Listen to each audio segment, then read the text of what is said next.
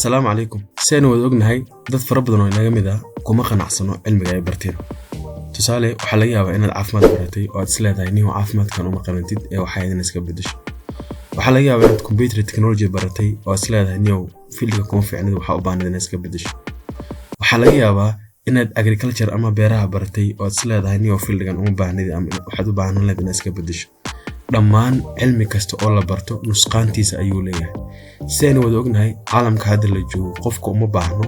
in macnaha sida uu cilmiga u bartay uu bedelo inuu jaamacada dib ugu laabto uma baahno. Waxaynu u baahanahay kaliya inaan sameeyno wax loo yaqaan self education. Qofka bini'aadamka ah Ilaahay wuxuu siiyay wadooyin fara badan oo wax ku baran karo. Waliba sanadan 2023 aad joogtid qaasatan haddii aad tahay dhalinyaro mobile ama computer haysto ila ma ahan inaad u baahan tahay inaad jaamacad dib ugu laabato si fiildigii horaad baratay aad isaga bedesho. Insha Allah maanta muuqaalkan wuxuu ku saabsanaan doonaa sida aad u baran karto cilmiye kala duwan oo cusub ama sida qofka bini'aadamka uu u sameyn karo wax loo yaqaan self education. Caalamka dadka aynu arkayno qaasatan madaxweynayaasha iyo dadka siyaasiyiinta ah waxa laga yaabaa inaad aragto madaxweynaha Soomaaliya oo Carabi ku hadlayo. Waxa laga yaabaa inaad aragto madaxweynaha Soomaaliya oo leadership bartay. waxa laga yaabaa inaad aragto madaxweynaha Soomaaliya oo cilmi kala duwan oo fara badan lagu sheegay. Qof kasta oo darajo gaaray maanta wuxuu leeyahay ilaa dhowr cilmi oo kala duwan. Sidaynu ognahay luqaddu cilmi maahan, laakiin marka dadkeena qaasatan Afrika marka la joogo luqaddu waxay ka noqon kartaa cilmi. Maxaa yeelay qof kasta oo communication skill lahayn ama qof kasta oo xirfad dad lagula macaamil aan lahayn wuxuu u baahan yahay inuu dib wax u barto. maanta muuqaalkan intaas ayuu ku saabsan yahay. fadlan taa channelka cusubta subscribe sar sidoo kale muuqaalkan oo like garay aad iyo aad u mahadsantahay. saaxiibayaal marka aad rabtid inaad shay cusub baratid qaasatan marka aad rabtid inaad cilmi barato waxaad isweydiinaysaa saddex shay kaliya. koow maxaan u baranayaa cilmigan? sababta maxay tahay? maxaan ka faa'iidayaa? maxaan u baranayaa? waa su'aasha koowaad isweydiin karto because haddii aadan su'aashan ka jawaabin uma baahnid inaad wax barato. mar walbo aad isleedahay noloshaada horumari, mar walbo aad isleedahay macnaha aqligaaga iyo darajadaada intay gaari karto waxa waaye badi markastoo isleedahay waxaad u baahan tahay su'aashan inaad ka jawaabto. haddii aad su'aashan maxaan baranayaa aad ka jawaabi weydo oo aad ba kala garaneyn inaad waxaad u baahan tahay computer in waxaad u baahan tahay caafimaad in waxaad u baahan tahay beeraha in waxaad u baahan tahay falsafad in waxaad u baahan tahay luqad haddaad ba kala garaneyn oo su'aasha koowaad aadan ka jawaabi karin waxba ma baran rabtid marka waxba haysa khasaarin. midna aan kugu daro qof walba oo maanta raba inuu nolosha wax ku soo kordhiyo ma ahan inay xamaasad qaado, ma ahan in waxa way shucuurtiisa markay kacsan tahay kaliya oo isdhaho wallahi saaxiib waa rabi inaan wax barto. saas ma saaxiibayaal adoo aqligaaga degan yahay maskaxdaada tamaam tahay aqligaaga iyo mirkaaga joogo haddii ay niyadaada ku soo dhacdo inay wax badan ka maqan yihiin in cilmiye badan u baahnaan inaad barato laakiin aadan waxba tala haynin waxa marka hore isweydiisaa maxaan u baahanahay inaan barto. haddii aad su'aasha ka jawaabtid oo su'aasha si sax ah ugu jawaabtid oo aad kala garan karto waxaad baranayso inay luqad tahay, waxa aad baranayso inay skill tahay, waxa aad baranayso in macnaha ay tahay cilmi leadership waxa aad baranayso inay falsafad tahay, waxa aad baranayso inay logic tahay. marka aad intaaba kala qeexdo oo aad dhahdo waxa baan baranaya oo aad dhahdo skill baan baranaya oo aad dhahdo computer baan baranaya dhammaan markaad su'aalaha ka jawaabtid oo su'aasha koowaad aad meel iska dhigto kadib waxaad ku xijisaa su'aashan labaad maxaan u baranayaa. tusaale waxaad dooratay inaad barato luqadda Carabiga. luqadda Carabiga ayaad dooratay inaad barato bal luqadda Carabiga aad baranayso maxaad u baranaysaa? what's the objective behind? waa maxay sababta iyo natiijada ka dambayso? haddii aadan garanaynin sababta aad cilmigan luqadda ama luqadda Carabiga inaad barato aad ugu baahatay haddii aadan qeexi karin sababteeda markaas ila ma ahan inaad wax barashadaada sii wadi karto in waxa waaye cilmigii aad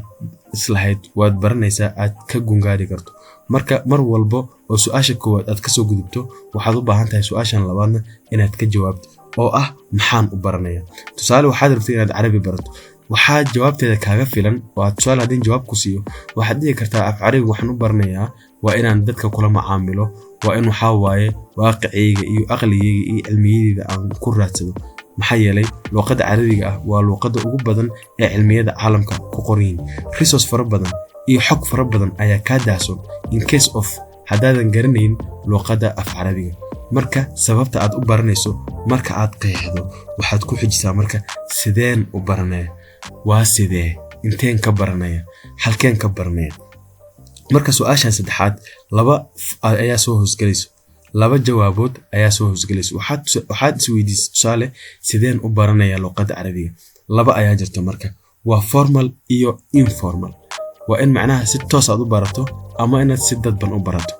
marka aan ku kala sheego ama direct iyo indirect wax loo yaqaan tusaale habka koowaad ee formalka ah waa habka aynu dhammaanteen soo wada marnay ee ah qofka inuu bilow hore iskuul soo barto kadib secondary u soo gudbo kadib jaamacad imaado kadib sida waxa way noloshiisa ku dhisto ayaa wax loo yaqaan formal learning macnaha qofka inuu si caadi wax u soo barto midda labaad ee aniga waliba aan diiradda saarayo qaasatan marka 2023 la joogo waa informal learning waxa la dhahaa qofka inuu si dadban wax u barto tusaale af carabiga maanta inaad barato markaad u baahan tahay haddii aad YouTube ka gashid on sideen af carabiga ku barta aad ku qortid waxaad arkaysaa kumanaan Soomaali oo sharxayso waxaad arkaysaa dad fara badan oo Carab ah oo sharxayo waxaad arkaysaa taxanayaal ama series ah si loo soo geliyo YouTube-ka oo waliba bilaash ah kaliya kaaga baahan waqtigaaga iyo adiga commitmentigaaga in macnaha aad juhdi iyo waqti badan aad geliso kaliya ay u baahan tahay marka mar walba oo aad qeexdo waxaan inaad si formal u barni ama inaad informal u barni waxa ku kala cadaanaya wadadii aad shaygan ku baran lahayd marka waa rajeynaya intaasna kala fahantay waa qaabka aad u baran lahayd oo ah ama inaad toos u barato oo sida caadiga iskuul soo gasho ama in indirect aad u barato marka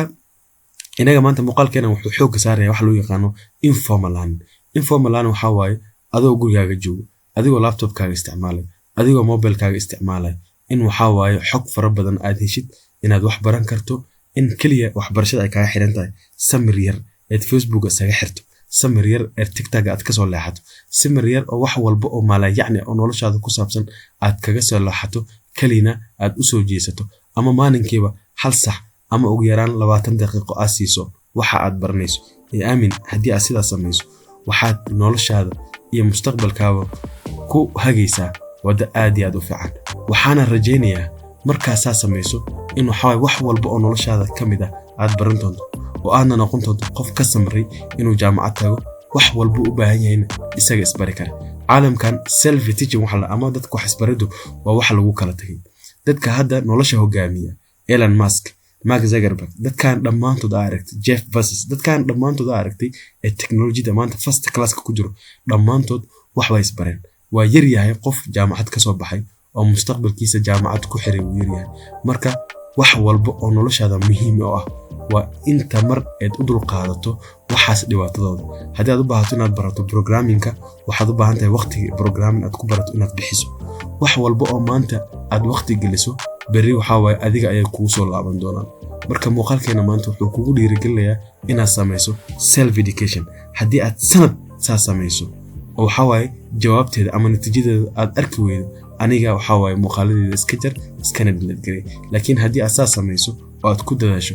wax walba oo natiijada ah dib iiga mahad celi laakiin marka hore waxaad u baahan tahay adiga inaad sidaa yeesho ورجينا مقالكين وما أنتوا حبذا كان أنفعي. السلام عليكم ورحمة الله تعالى وبركاته وإنه مقالك حاجة إن شاء الله تعالى.